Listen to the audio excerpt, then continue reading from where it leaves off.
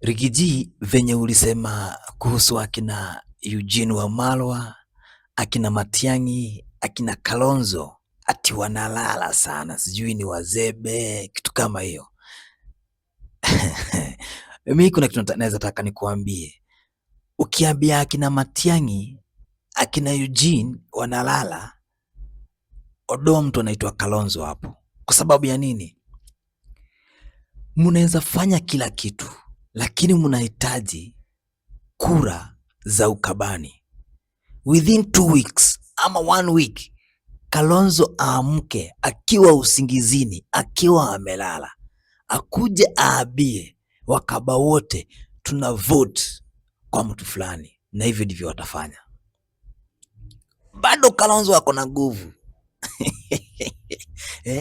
Kwa wale ma kingpin wote walikuwa wa kitambo, mwenye amebakia ni mmoja peke yake, Kalonzo Musyoka. Ukisema hawa wengine venye tunasema wamelala, Kalonzo Musyoka muondoe. Ondoa Kalonzo Musyoka. Hiyo nayo nakupatia for free. Ama wewe unaonaje?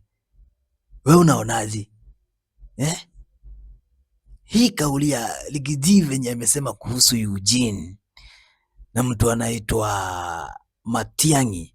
Matiang'i wanaweza kuwa amelala, lakini ukiangalia kwa makingpin mwenye amebakia ni mmoja peke yake, Kalonzo Musyoka.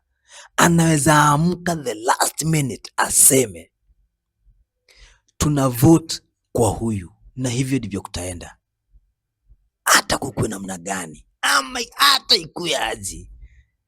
Ukabani currently hakuna mpingamizi wa Kalonzo, lakini ukiingia saidi ya Waluya, angalia akina Wetangula, angalia akina Mudavadi, kuna wakati walikuwa wanasema, na ndio sababu ukaona mtu kama William Ruto aliweza kupata kula mingi kabisa hiyo saidi ya Waluya. Lakini sai kuna akina Natembea, kuna akina Sifuna, wameshafunika akina nani? Akina Mudavadi na akina Wetangula. Lakini ukabani, wewe Rigiji, wewe ni kingpin wetu sisi kama watu wa mlima, lakini ukabani usiseme Kalonzo anasebea. Kalonzo anaweza amka siku moja the last minute na aseme tunavotia hapa, na hivyo ndivyo kutaenda. Niambie Kenya mzima, kingpin mwenye amebakia, walikuwa wamebaki wawili, yeye na late Raila Amolo Odinga, lakini sasa mwenye amebakia ni mmoja peke yake, Kalonzo Musyoka.